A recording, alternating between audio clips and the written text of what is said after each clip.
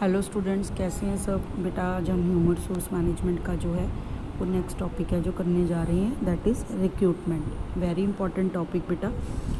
तो जो रिक्रूटमेंट है बेटा, उसका जो मीनिंग है जनरली लोग गलत लेते हैं कि जो रिक्रूटमेंट है, लोग सोचते हैं कि रिक्रूटमेंट मतलब एम्प्लॉई को जो है ऑर्गेनाइजेशन में सिलेक्ट करना, उसको जॉब पे रखना, उसको रिक्रूटमेंट बोलते हैं। लेकिन जो रिक्रूटमेंट है बेटा, वो गवर्नमेंट जॉब पे रखना नहीं होता, जब उसकी सिलेक्शन नहीं होती। रिक्रूटमेंट का मीनिंग है कि आप अपनी कंपनी के बारे में कुछ ऐसे टूल्स या चीज़ें यूज़ करके ज़्यादा से ज़्यादा लोगों को, नंबर ऑफ़ पीपल को कन्विंस करो ताकि वो आपकी कंपनी में आके अप्लाई करें जॉब के लिए। मतलब जिन लोगों के पास कैलिबर है, अच्छी क्वालिटीज़ हैं, एक्सपीरियंस है, वो लोग आपकी कंपनी में ज़्यादा से ज़्यादा आके अप्लाई करें। उस प्रोसेस को हम क्या बोलते हैं?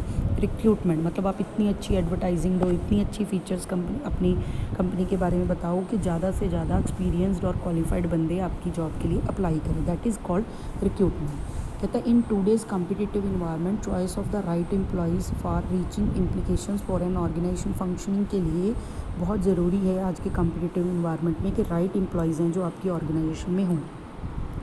Employees well selected with the right kind of skills, knowledge and potentials would contribute a lot to the efficient running of the organization.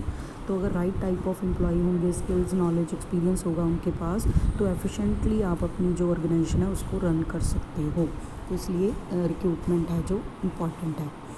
इसके बाद है रिक्रूटमेंट इज़ समटाइम कंफ्यूज किया जाता है एम्प्लॉयमेंट के बाद, लेकिन दोनों में डिफरेंस है। Recruitment is just one step in the process of employment. किसी को एम्प्लॉयमेंट देना उसका एक प्रोसेस है, उसमें रिक्रूटमेंट एक स्टेप है। सिमिलरली रिक्रूटमेंट एंड सिलेक्शन को सेम ले लिया जाता है, पर रिक्रूटमेंट एंड सिलेक्शन में डिफरेंस है। रिक्रूटमेंट में अभी बता के चुकी हूँ। रिक्रूटमेंट मीन्स कि is concern with developing suitable techniques for attracting more and more candidates, while selection is the process of finding out the most suitable candidate for the job. तो recruitment क्या है कि जो सुटेबल कैंडिडेट्स हैं, qualified experience candidate हैं, वो आपकी company में आके अप्लाई करें, उनको अट्रैक्ट करना। और जो सिलेक्शन है उसका मीनिंग है वेरियस टेक्निक, टेस्ट, इंटरव्यू वगैरह करके प्रोसेस के साथ उनमें से सुटेबल कैंडिडेट्स हैं जो उनको क्या करना, सिलेक्ट करना ऑर्गेनाइजेशन के लिए। डेफिनेशन दे रखी है बेटा रिक्रूटमेंट की। Recruitment is the process of searching for prospective employees and stimulating them to apply for jobs in the organisation. तो सर्चिंग प्रोसेस है कि जो प्रोस्पेक्टिव एम्प्लॉयज़ हमारी कंपनी के हो सकते हैं, उनको मोर एंड मोर पर्सनस को जॉब के लिए अप्लाई किया जाए ताकि बेटर पर्सनस जो हैं उनको सिलेक्ट किया जा सके ऑर्गेनाइजेशन में।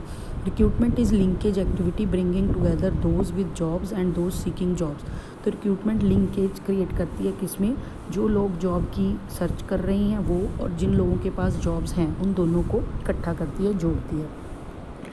फिको की डेफिनेशन दी है बेटा रिक्रूटमेंट की। Recruitment is the process of searching for prospective employees and stimulating and encouraging them to apply for jobs in an organisation. तो रिक्रूटमेंट क्या है? कहता है एक प्रोसेस है जिसके थ्रू सर्च करते हैं कि जो एम्प्लॉयज़ बन सकते हैं हमारी ऑर्गेनाइजेशन के फ्यूचर में, उनको इस तरह से इनकरेज करना ताकि वो जॉब्स के लिए हमारी ऑर्गेनाइजेशन में अप्लाई करें।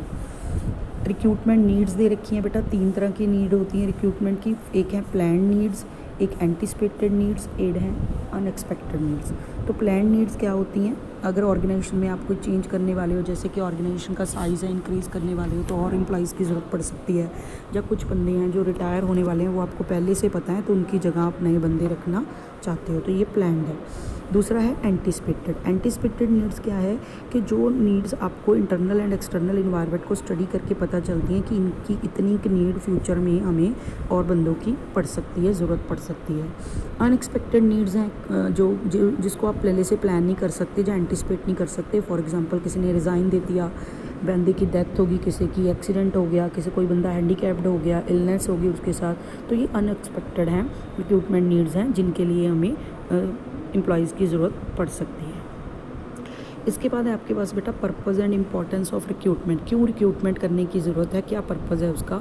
एक तो अट्रैक्ट करना, इनकरेज करना मोर एंड मोर एम्प्लॉयज़ है जो एक जॉब के लिए आपको 5 बंदों की ज़रूरत है। एक कंपनी में तो 10 बंदे अप्लाई कर रहे हैं, एक में 50 बंदे अप्लाई कर रहे हैं, तो जो 50 बंदे हैं उनको ज़्यादा बेटर ऑप्शन मिलने की उम्मीद है, क्योंकि ज़्यादा क्वालिफाइड लोग जो आए हैं उनमें से सिलेक्ट करने का उनको मौका मिल रहा है। Create a talent pool of candidates, जिन लोगों में टैलेंट है उन लोगों को अपनी ऑर्गेनाइजेशन तक बुलाना। Determine present and future requirement, जो ऑर्गेनाइजेशन की है उनको उनमें हेल्प करता है रिक्रूटमेंट। रिक्रूटमेंट एक प्रोसेस है जो एम्प्लॉयर्स और एम्प्लॉय के बीच लिंक क्रिएट करता है, जो मिनिमम कॉस्ट पे लोगों को इकट्ठा करता है, कैंडिडेट्स को इंक्रीज़ करता है सक्सेस रेट ऑफ सिलेक्शन, कि अगर आप सेलेक्ट करोगे तो सिलेक्शन है जो आपकी वो सक्सेसफुल हो, क्योंकि ज़्यादा से ज़्यादा एम्प्लॉय अप्लाई कर रहे हैं तो आपको एम्प्लॉयज़ अपने अकॉर्डिंग सुटेबल मिल ही जाएंगे। रिड्यूस करता है प्रोबेबिलिटी कि job applicant once recruited and selected will leave. अगर आप पहले से ही जांच परख के अच्छे लोगों को इंटरव्यू के लिए बुलाओगे तो उम्मीद है कि वो इन फ्यूचर जो शॉर्ट रन में आपका जो कंपनी है उसको छोड़ के नहीं जाएंगी।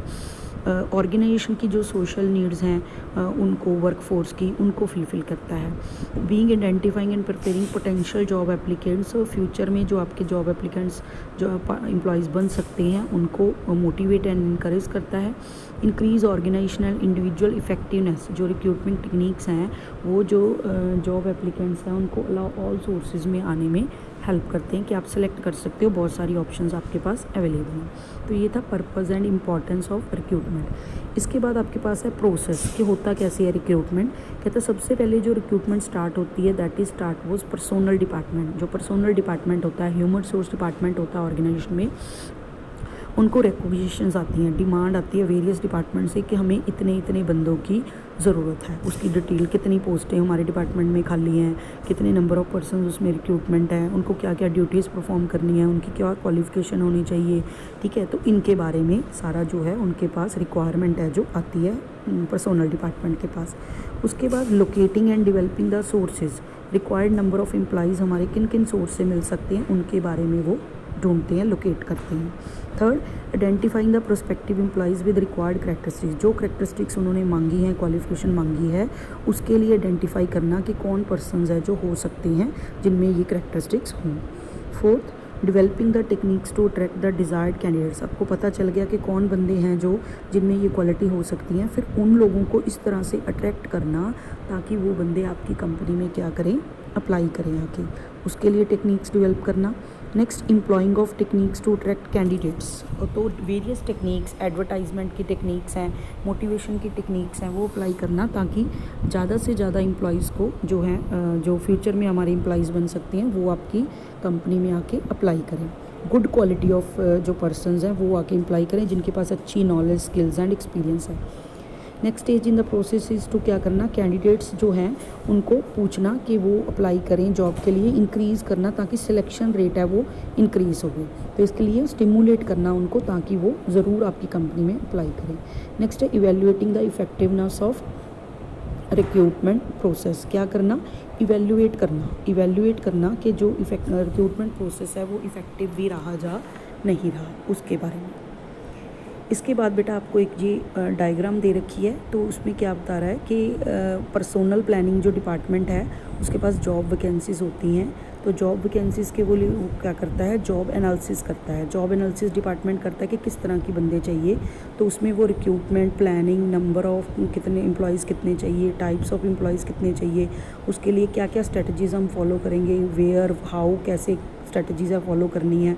तो जो एप्लीकेंट्स जो हैं पॉपुलेशन है उनमें से, तो उसके लिए वो क्या करता है, जॉब एनालिसिस करता है, पर्सोनल डेवलपमेंट नीड आती हैं जो एम्प्लॉयर की रिकॉग्निशन है उसके अकॉर्डिंग सर्च करता है, एक्टिवेशन करता है, सेलिंग करता है, मैसेज मीडिया के थ्रू एडवर्टाइजिंग करता है ताकि जो एप्लीकेंट्स है पॉपुलेशन में से वो आपकी कंपनी में अप्लाई करें। एप्लीकेंट्स पूल्स जो हैं फिर उसके बाद उनकी जो आ जाती हैं एप्लीकेशंस आपके पास, उनकी स्क्रीनिंग होती है, उसकी पोटेंशियल टेस्ट वगैरह किए जाते हैं, इवैल्यूएशन एंड कंट्रोल किया जाता है कि जो आई हैं एम्प्लॉइज़ वो कैसे हैं, इनको कैसे ट्रेनिंग वगैरह प्रोवाइड करने की ज़रूरत है, उसके रिगार्डिंग सारा, फिर उसमें से एम्प्लॉइज़ जो हैं उनको सेलेक्ट कर लिया जाता है। तो ये सारा रिक्रूटमेंट एंड सिलेक्शन का प्रोसेस है। उसके बाद कुछ फैक्टर्स दे रखे हैं कि कौन कौन से फैक्टर्स हैं जो रिक्रूटमेंट के जो प्रोसेस है उसको इफ़ेक्ट करते हैं। तो सिचुएशनल फैक्टर्स हैं जो इफेक्ट करते हैं एवरी ऑर्गेनाइजेशन बिग और स्मॉल। जब भी रिक्रूटमेंट करती है पर्सनस की तो हमेशा उनको एम्प्लॉयज़ की ज़रूरत होती है, तो रिक्रूटमेंट ऑलवेज़ रिक्वायर्ड है। दो इंपॉर्टेंट आस्पेक्ट हैं रिक्रूटमेंट के, नंबर ऑफ़ वैकेंसीज़ कितनी हैं और दूसरा कि जो पोटेंशियल एप्लीकेंट्स हैं जो हमारी कंपनी में आ सकते हैं उनको कैसे वहाँ तक पहुँचना है। तो कोई भी ऑर्गेनाइजेशन है जब तक वो सक्सेसफुली रिक्रूट नहीं करेगी, उसके पास गुड नंबर ऑफ़ एम्प्लॉयज़ है जो नहीं आएंगे और क्वालिटेटिव जो हैं उनमें क्वालिटीज़ नहीं होंगी। तो रिक्रूटमेंट जो है उसको मैचिंग करना है ऑर्गेनाइजेशन की नीड्स को और एप्लीकेंट्स की रिक्वायरमेंट को। तो कौन कौन से फैक्टर्स इफ़ेक्ट करते हैं इन सारे प्रोसेस को? फर्स्ट है इकोनॉमिक फैक्टर्स। किसी भी कंट्री में इकोनॉमिक कंडीशंस कैसी हैं वो इफ़ेक्ट करेंगी कि एक ऑर्गेनाइजेशन जो है उसकी रिक्रूटमेंट नीड्स कैसी हैं। जैसे कहते हैं 1991 में जो हमारी globalisation, liberalisation and privatisation policy आई थी, तो उसमें इंडस्ट्रियल पॉलिसी में उससे क्या हुआ था, demand for MBA, CA, ICW candidates हैं वो बढ़ गई थी। तो एज ए रिज़ल्ट तो उनकी रिक्वायरमेंट है वो जो इंक्रीज़ हो गई थी, क्योंकि ऐसे लोगों की ज़रूरत पड़ी थी, क्योंकि इकॉनमी बहुत फास्ट हो गई थी उसके बाद रिफॉर्म्स के बाद। तो इसलिए उस पर डिपेंड करता है इकोनॉमिक फैक्टर्स पे कि किसी ऑर्गेनाइजेशन में कंट्री के इकोनॉमिक कंडीशंस पे किसी ऑर्गेनाइजेशन में कैसे पर्सन्स की ज़रूरत है। दूसरे फैक्टर हैं बेटा सोशल फैक्टर्स। तो सोशल फैक्टर्स क्या हैं कि सोशल चेंज कितनी हुई है पास्ट में। कहता है पास्ट 2 डिकेड्स में India have force organisation to place increase employees emphasis on recruitment, क्योंकि जस्ट एनी जॉब की बजाय सेटिस्फाइंग करियर है जो लोग ढूंढने लगे हैं। लोगों का जो सोशल जो नीड्स हैं उसमें वो पहले सोचते थे कि कोई भी हो जॉब होनी चाहिए, जस्ट एंड जॉब, लेकिन अब वो कहते हैं कि ये मेरा पर्टिकुलर करियर है, सारी पूरी लाइफ मैंने इसी में बितानी है। तो सोशल नीड्स कैसे चेंज हो रही हैं लोगों की, उस पर भी डिपेंड करता है कि अपनी कंपनी की जो रिक्वायरमेंट्स है रिक्रूटमेंट थी वो कैसे चेंज हो रही हैं।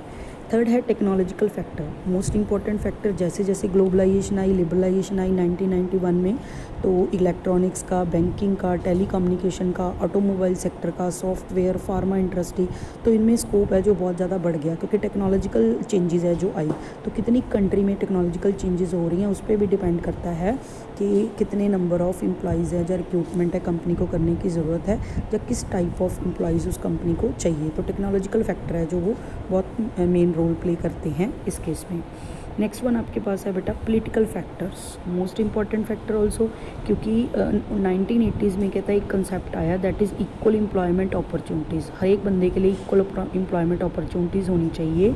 तो इसके बाद जो है कहता कि हमने जो है एबिलिटी टू परफॉर्म देखनी है उस बंदे की, रेदर देन कि उसका कलर क्या है, उसका रिलीजन क्या है, उसका सेक्स क्या है, या किस नेशन से डिपेंड करता है, इन चीज़ें मैटर नहीं करती, ठीक है। और उसके बाद पॉलिटिकल कंपल्शंस आ गई, जैसे कॉन्स्टिट्यूशन में प्रोवाइडिंग कि रिजर्वेशन होनी चाहिए, किन बंदों को कितने परसेंट, कोई भी जॉब निकलती है तो उसमें कितने परसेंट बंदे रिजर्व होने चाहिए।